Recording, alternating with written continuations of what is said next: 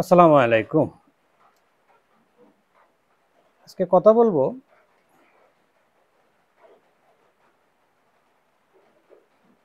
ইতিহাসের পাতা এমন কিছু শাসক আছেন যাদের জীবনের শেষ অধ্যায় আমাদের জন্য এক অসাধারণ শিক্ষা।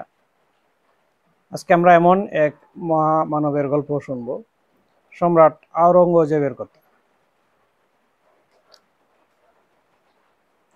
এখানে সম্রাট আওরঙ্গজেবের মানচিত্র বা মুঘল সাম্রাজ্যের ছবি দেখাতে পারতাম, ভালো ছিল। আচ্ছা, যাক, সম্রাট আওরঙ্গজেব প্রায় ৪৯ বছর ধরে বিশাল ভারতবর্ষ শাসন করেছে।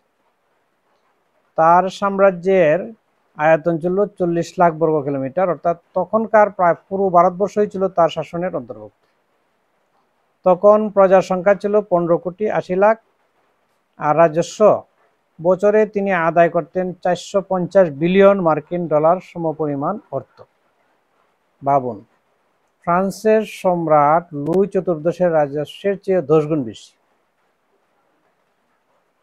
তো তার শাসনামলে ভারতবর্ষের অর্থনীতি ছিল পৃথিবীর সবচেয়ে বড়। ১৭০০ সালে ভারতের অর্থনৈতিক মূল্য দাঁড়িয়েছিল ৯০ বিলিয়ন মার্কিন ডলার, যা পুরো পৃথিবীর জিডিপির ১/৪।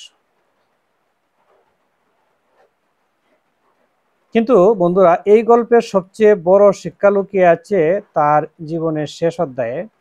১৭০৭ সালে ৮৮ বছর বয়সে বিশ্বের সবচেয়ে ধনী সাম্রাজ্যের সম্রাট আওরঙ্গজেব যখন শেষ নিঃশ্বাস নিচ্ছিলেন, তখন তিনি একটি উইল তৈরি করেছিলেন। উইলে লেখা ছিল তার কাছে আছে মাত্র ১৪ রুপি আর কিছু নিজ হাতে বোনা টুপি। টুপিগুলো বিক্রি করে যেন তার জানাজা ও দাফনের খরচ মেটানো হয়। আর সারা জীবনে তিনি কুরআন নকল করে ৩০০ রুপি জমিয়েছিলেন, সেটি গরিবদের মাঝে বিতরণ করে দিতে বলেছেন।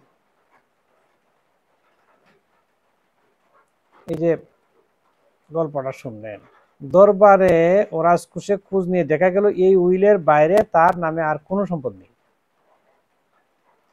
এজন্য এক নিঃস্ব জীবনের নিঃসঙ্গ প্রস্থান, যা আমাদের শিখিয়ে যায় ক্ষমতা, অর্থ, খ্যাতি সব ওই ক্ষণিকের। প্রকৃত সম্পদ হলো আত্মসংযম আর সৎকর্ম।